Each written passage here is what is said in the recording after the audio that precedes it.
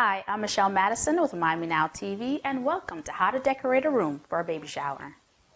Now, once you have your room or your venue scoped out, make sure you get the dimensions and decide your focal points of where things are going to be. We definitely know the mom-to-be and dad are the focal points, so you want to make sure you set them in a place where wherever you're sitting, they are going to be front, row, and center, if that's what they like. Because there's that traditional sitting in that, baby shower chair that some of us love to see. So you want to make sure that is set. Then you want to go and flow it and to make sure that your guests are also feeling accommodated. I always like to go by my number count. Aside from the venue space or your room space, what's my table going to be looking like? Am I going to have round table? Am I going to have square tables? Am I going to have estate tables? Because depending on what you want to set up, those things are going to take up space. Also, are you going to have a dance floor? Are you going to be playing games? Is going to be a set location for that? These are all things that you want to take into consideration when you're setting up your location and your destinations. What I mean by destinations are stations, whether it's your food station, your sweet bar, your photo booth, whatever you may be doing, or even a station for kids, because some people do bring their kids to baby showers. So you want to make sure you keep that in mind too as a planner.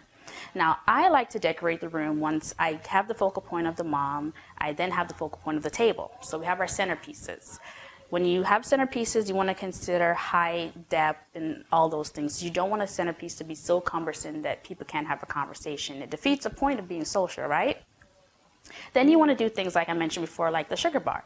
I love sugar bars. They're like all the rage right now. This one is something that we made with some candy inside, and then we labeled it. You could have it labeled on the actual product itself, or you could label it to the side.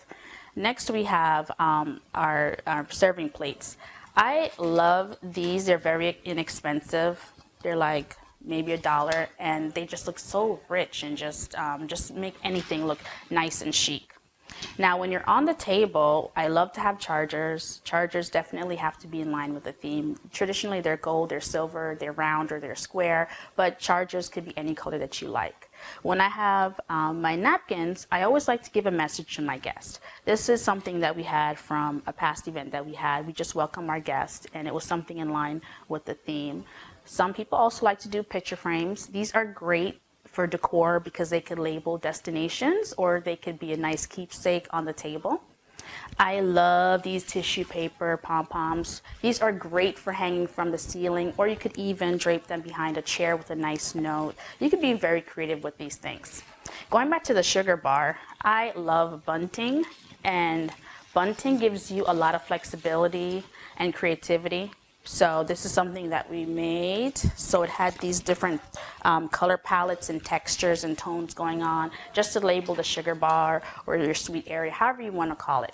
So in a nutshell, when you're decorating a space, make sure you're looking at the focal points, your destinations, your space, and your guests. Those are all important things. Thanks for joining us on How to Decorate a Room for a Baby Shower, and we'll see you next time.